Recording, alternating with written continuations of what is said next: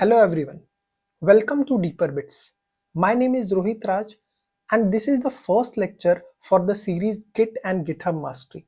So in this lecture, we are going to understand what we are really going to learn in this series. So basically, the very first important topic that we are going to cover in this series is version control system intuition. So I think before learning any tool, it's very important that you should understand the concept behind it. So what we are going to do is, through the series of lectures, we are going to see how version control system works and how we can efficiently design a version control system. After that, the next important topic, the second important topic that we are going to cover is Git commands. So basically, when you see, Git commands is categorized into two important areas. The first is called as Git frontend commands, also called as porcelain commands, and the second is called as Git backend commands, also called as plumbing commands. So whenever you run any command, such generally user runs front-end commands only. So whenever you run basically Git commands, you are running front-end commands, and behind the scene GitHub is running backend commands, which is also called as plumbing commands. So if you really want to have a very good depth in a version control system, you should have an understanding of both front-end as well as backend commands. So what we are going to do is, we are going to learn Git front-end commands, which we will definitely use in our day-to-day life, and then we will see whenever we are running any front-end command, what exactly running in the backend. Now the third important topic that we are going to cover is basically GitHub. So if you heard me correct, I just wanted to tell you is Git and GitHub are two different things. Git is a version control system and GitHub is a remote hosting repository where you basically store your code, but it has some other features as well.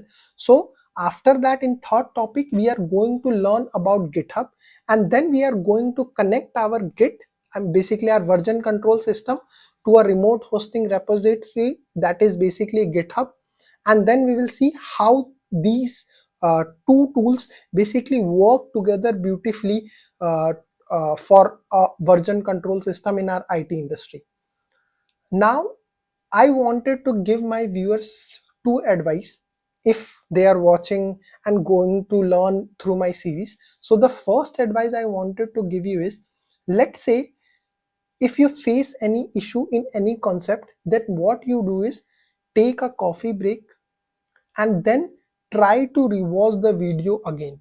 Don't try to rush to complete the series, because in my college days, whenever I see any playlist, what I do is I basically try to rush it, and in long term it has did a lot of harm.